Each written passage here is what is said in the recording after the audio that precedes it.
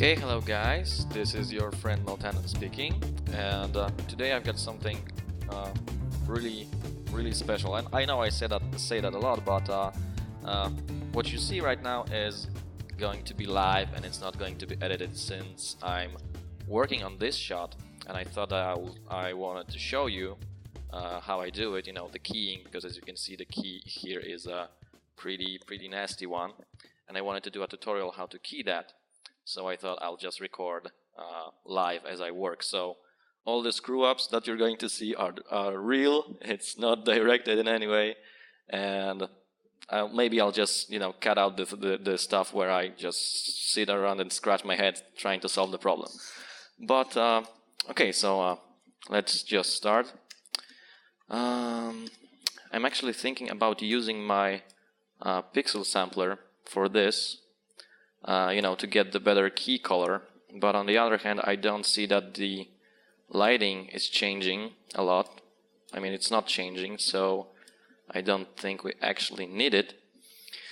So let's just try using some of the key correct plugins, which are really great. You can get those at redgiantsoftware.com.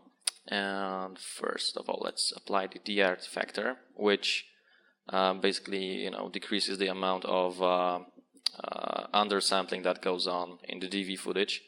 So I've got this one applied, and then let's just try smooth screen and see how that works. What this plugin does, it generally takes the sample color, which by the way could be driven from the pixel sampler, but like I said, I don't think we need it at this in this particular case. And it generally smooths it out. Look what I mean. See, this is pretty nice, but we still got some noise in here, and once we increase the tolerance and the lightness tolerance, it gets all screwed up. So I don't think we can use it, you know, on the overall image. I think we have to divide it to two sections, like this one and this one. So what we can do, you know what, let me just get rid of this and this for now, and let me just try to look for some good tracking points.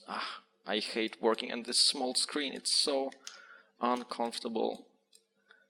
Okay, I think we can go with this one and this one as far as they stay in the footage.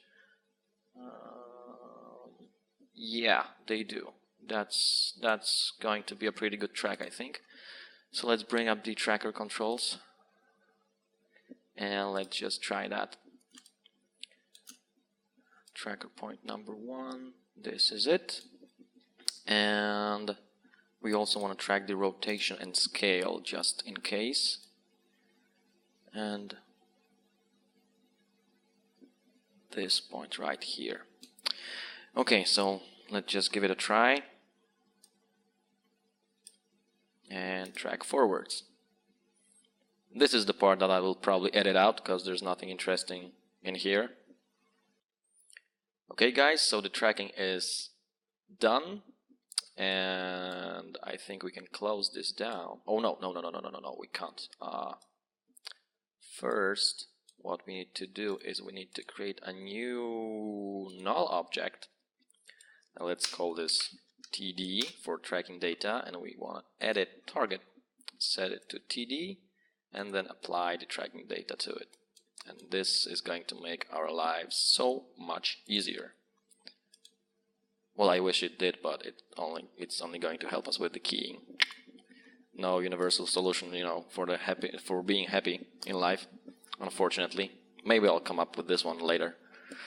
Okay, so we've got this. What else? Now we're going to create a new solid layer. What I'm trying to do is I'm trying to create a mat or a pre-mat, something that I would call a pre-mat, to simply you know, select the areas that I want to key out. I know that I can do it with a mask and the keylight plugin, but then again I would have to apply the tracking data to a mask, and I would have to do that by a script, and that may, you know, I just like to keep it simple. So in this case I'll go with an additional layer. I can live with that. And we're going to do we're going to make a little bit bigger, like 1000 pixels by 800 pixels maybe. so it extends you know, a frame just a little bit, so we can paint the mask behind the actual frame without scaling the layer. This is pretty important when working with masks, because once you scale the layer, the masks also get scaled, and this may cause some problems in a later stage. So let's call this pre-mat. Okay, let's drop the opacity down to 20 or something. And now let's just, are we at the beginning? Yes, we're at the beginning. So we can apply the tracking data and turn the null object off so it doesn't get in the way, and we simply paint over the solid. So since this is a straight line, I think I'm going to go with it like this and then just subtract everything else.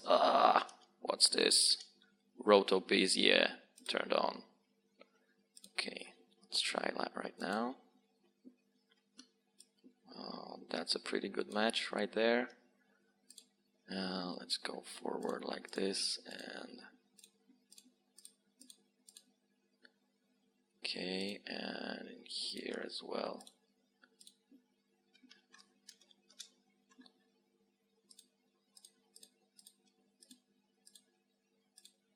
Okay, that's one.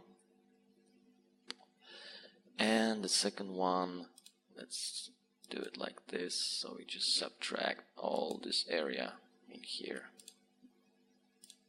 like so. And yes, I am smoking right now. I'm not going to give up smoking just because of you guys. Yeah. But I am suffocating from it because I have to keep my windows closed, because otherwise the whole noise, you know, the street noise would come in and you wouldn't hear a thing. So I hope you can appreciate that. Okay, subtract, and let's see how it works. Well, it works pretty good, I think. So what next? Let me think. I think we're going to need a duplicate of this tracking data at some point, so let's just duplicate it. And yeah, now we just have to turn this up to 100. And let me think. Yeah, we're going to need a duplicate of this layer as well at some point, so let's just duplicate it right now. And here, just press F4, we can switch to alpha matte. Oh yes, this is going to work out just fine, I think. So now we can pre-compose those three layers, and I'm including the null because you know, the position of this pre-mat is based on this tracking data, so I have to pre-compose it. And I think I'm going to need it anyway in this comp, so I duplicate it. Oh, and I'm going to need this one as well, I think. Sorry for the mess. Like I said, I'm doing it live, so I didn't think this one through really good. And okay, pre-compose, Ctrl-Shift-C, and let's call this U4 pre-mat. Okay, and now I think that we can, let's turn the audio off, yeah. And now we can apply the smooth screen. So I will duplicate this because I can now, you know, choose separate parts of this pre-mat comp, like this. And the second one is going to be in here, like so. And yeah, this, why doesn't this one work? Oh yeah, sorry, same layer. So in here and in here, I'll just paste it in. Okay, so I've got this one and this one, cool. And now we can go with the de-artifactor and with the smooth screen as well, like so. But now I just have to turn it off so I can sample a color from the, you know, unaltered footage, if that's a word.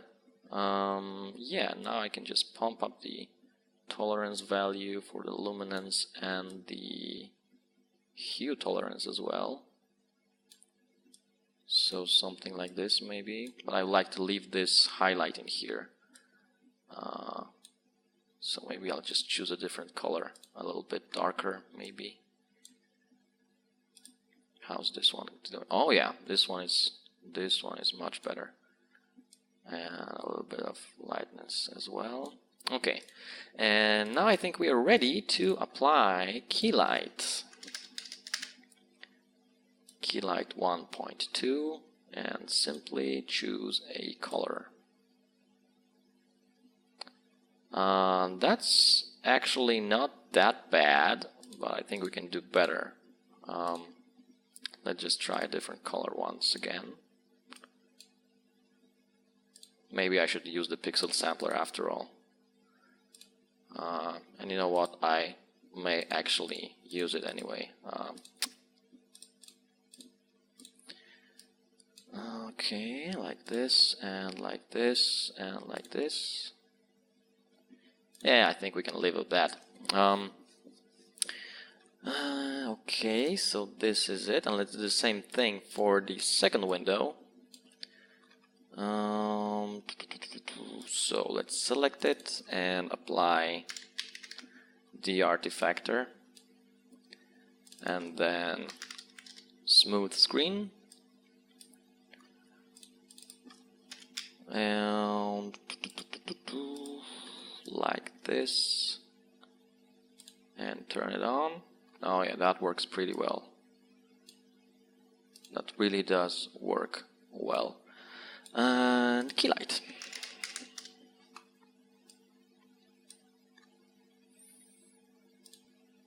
Like this. Okay, let's just see how that works.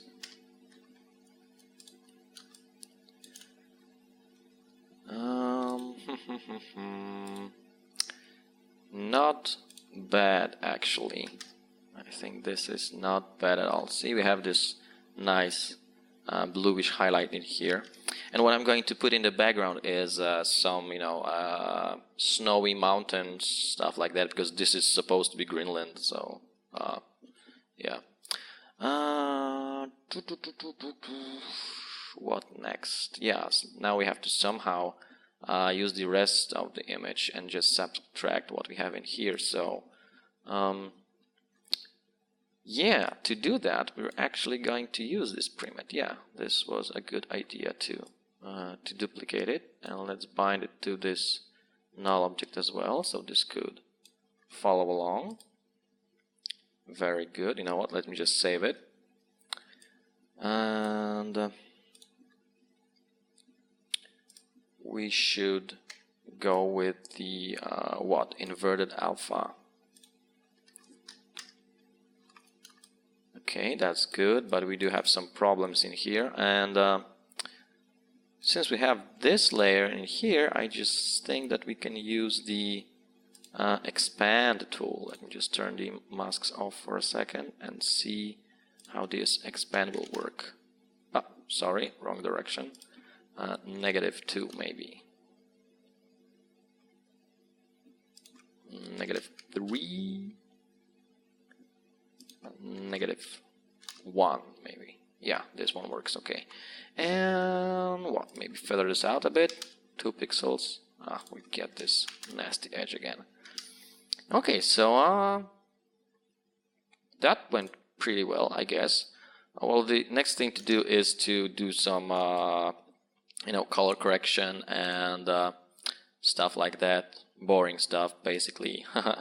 But I think that since we've got an alpha channel, then we can just pre-compose this. So let's call this as U4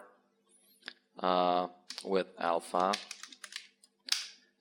And now we can just try to get rid of some of those greens in here. And there are a couple of ways to do that. The most intuitive way is to apply, of course, the despiller, right, or something like that. Despill? No, it's not it. How is it called? Spill killer. Yeah, right. And now we just simply select green, and that should fix the problem. Oh, sorry, this one is also from key correct, which is good, of course, but I thought that I will show you how to do it without it. Yeah, this did a pretty good job. So let's just yeah, we can leave this, but since this is going to be, you know, on the side, I think we can actually try. Oh yes, build suppressor, that's it. And just select the color. This would be the usual way of doing things, right? But I've came across some cases where neither of those two plugins worked pretty well. I mean, neither the built-in spill suppressor or the key correct, which in fact works you know, much better than the built-in tool. But what you can do also is simply use hue saturation and then just select the greens, and even if you like, you don't only desaturate them, but you also can move them to another range of colors, which in this case I'd like to be a little bit bluish, since there's going to be a lot of light behind the window. It's going to be winter, so you know, bluish, dark bluish kind of thing. So right now let's just turn the hue value. Oh yeah, but we get all those nasty stuff in here. But unless we're going to, if we're going to desaturate it just a bit, it's not going to be that much of a problem, I think. And that that doesn't look all that bad, I think. Maybe we can lighten it up a bit. Okay, and yeah, I'll just have to see. I'll go on working and see if there's anything interesting that I'm going to do with this, you know, from this moment on. If not, then this is the end of the tutorial. But if I am going to do something interesting with this, you're sure to see the rest of it. So let's just let me work, guys. I have work to do also instead of recording tutorials. Okay, so we've got this in here. Doesn't look very nice. I just try to find some different spot. This one is pretty good, I think.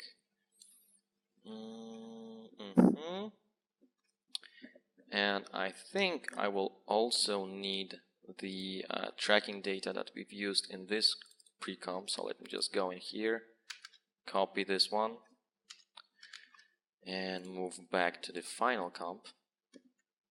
And we're going to need it because the background should be moving as well with the camera, and it should be moving as the chopper moves. So it's going to move to the right hand side, but it's also going to jump the way that the camera jumped inside of the chopper. I hope that makes sense. Okay, so let's just use a pick whip and see how that works. Ah, God! It! Not very cool, not very cool. Okay guys, I guess this is the end of the tutorial after all.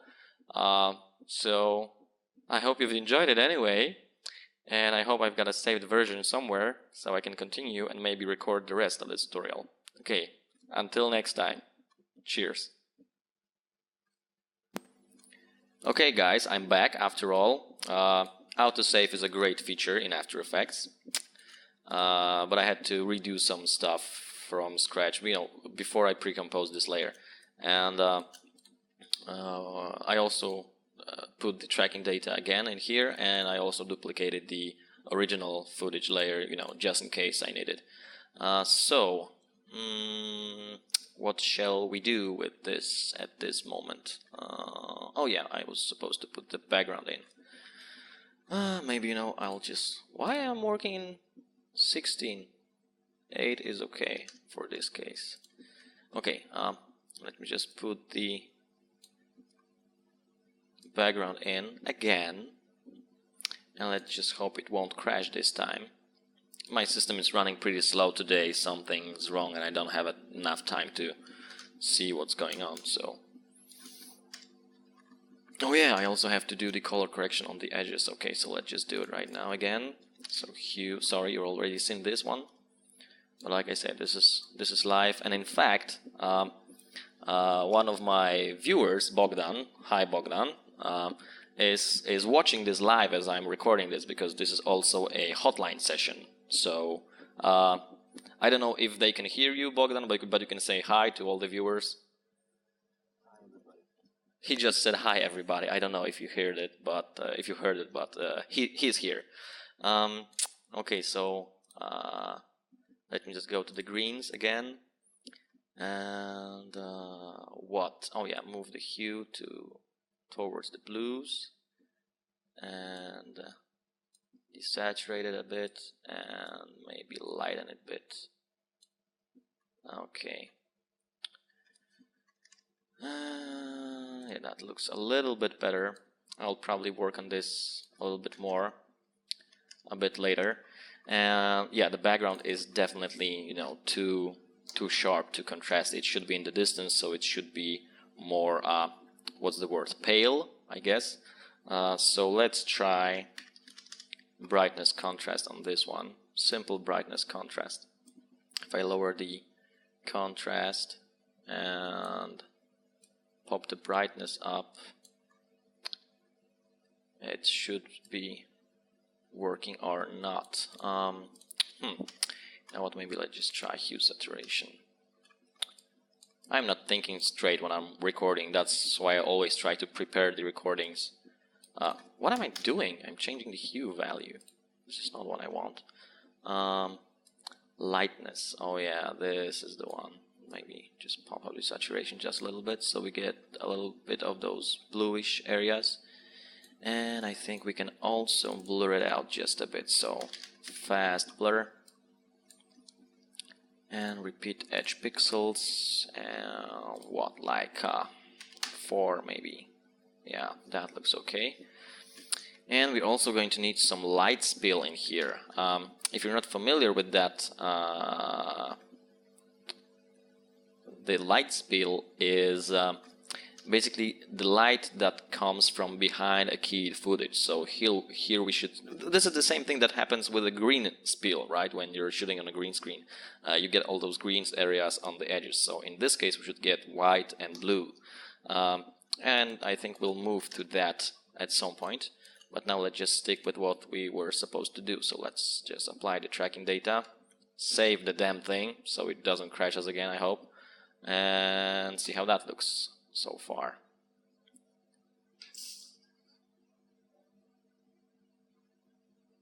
Okay, rendering. I think I'll go get myself a cup of tea or something. I bet you thought I was going to say that I'm going to get myself a cup of coffee, but I don't drink coffee. Coffee's bad for me. I don't know why. But cigs are good, and I think I'm going to have another one.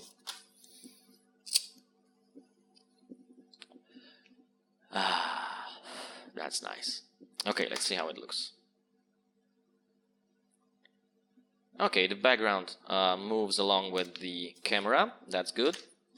And we also want to make it to, you know, move from left to right. So let's just do it right now. Position. Yeah, I think we can use position. Oh no, we can actually use offset. Offset is going to do the job just fine. And we can use the expression to move the background. You know, I hate using keyframes, and the reason why I'm using an expression to move the X value on the offset is because imagine how long this comp is. Let me just see. It's about what, 8 seconds or something. And just imagine if I would have to choose a different cut for this scene, a little bit longer, for example. And if I would use keyframes, and then I would have to, you know, create a new keyframe at the end or stretch it out, and this would cause problems if I wanted to have the same speed of the background, right? The same movement speed. So for these cases, I think it's best to use expressions. So we're going to use them right now. So X equals, because we're only going to move it on the X-axis, equals what? Time multiplied by some value, maybe 200. I don't know if that's going to be too much or not. Well, yeah, it is going to be too much. Let's try 50. And y should be exactly the same as it is, so value 1, and this references to this value in here. And now simply let's complete the expression by typing x and y, and let's see if that works. And render again, and I can have another drag of this cigarette, which is cool. Sorry, smoking cigarettes, it's not cool. It's not cool, it's bad for you, and you know, yada yada yada.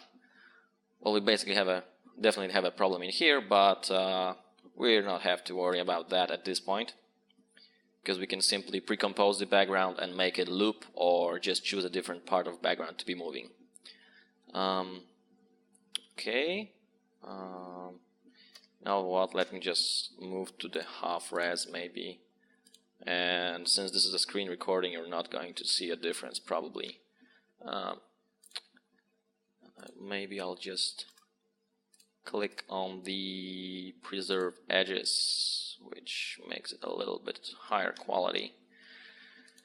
But not in this case, I guess. Sorry for that. Okay, let's see it again.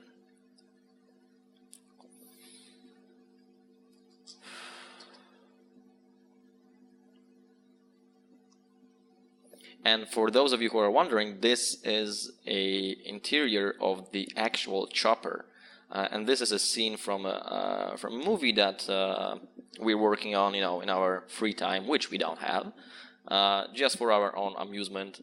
And getting a chopper was the easiest thing to do. We were trying to get a good location to film the footage, and we tried to get, you know, like guns and you know, costumes and everything, and all of that stuff cost so much trouble. But getting to the chopper, no problem. Which chopper do you want? This one doesn't fly, this one flies, and this one is, you know, like pretty expensive, so try not to break anything. Literally, it was like that. Okay, I hear Bogdan is laughing right now. Okay, let's see how it looks. It rendered. Well, it's actually not that bad, unless, but we have something in here. Let me just see. Oh yeah, some nasty artifact. I think this is from the pre-mat. So let's just go here. And where is that layer? I think it's in here as well. Yes. Oh, I hate working on this small screen.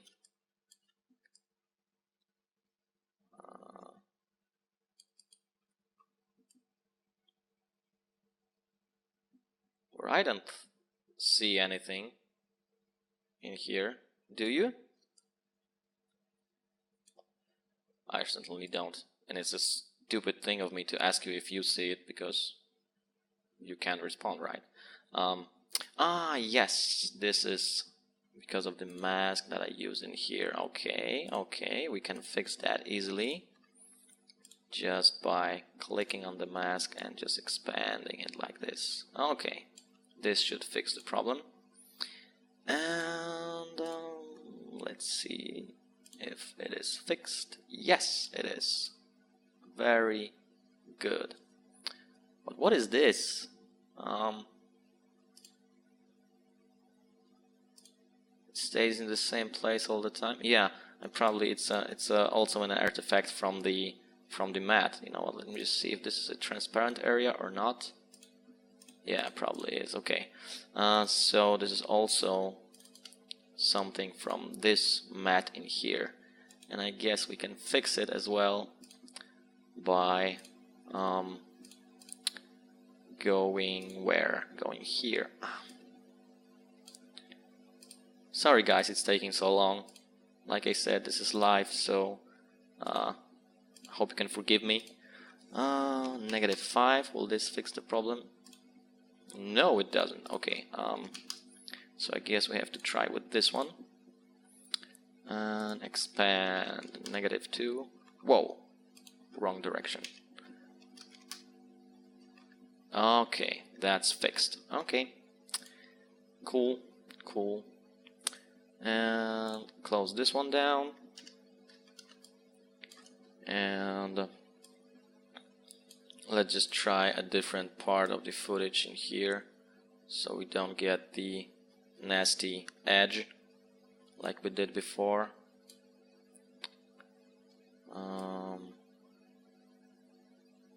Okay, this is going to work, I think.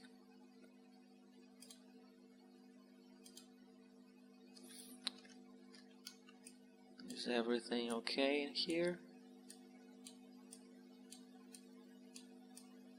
Yeah, I guess so. Okay, so what about that light spill I was talking about? Let's try that. There are actually a few ways to do the light spill. We can do it manually, or we can use a plugin to do that. And I believe that Key Correct Pro from Red Giant software has something like that somewhere. Light wrap, that's it. And let's just drop it on this footage and close this down and set the background layer to be our Greenland JPEG. See the difference? It's a slight difference, but it makes the whole shot a lot more believable, with light wrap and without, with and without. I hope you can see it. Okay, we definitely have some greens in this area. So, you know what, I wanted to show you how to use the hue saturation, but that's like for the extreme cases. But in this case, let's just use Key Correct Pro. Where is it? Here it is, okay. And try the spill suppressor instead. This is the regular spill suppressor. Spill killer, okay. Like this, and green. And range of 100 just to get some results. And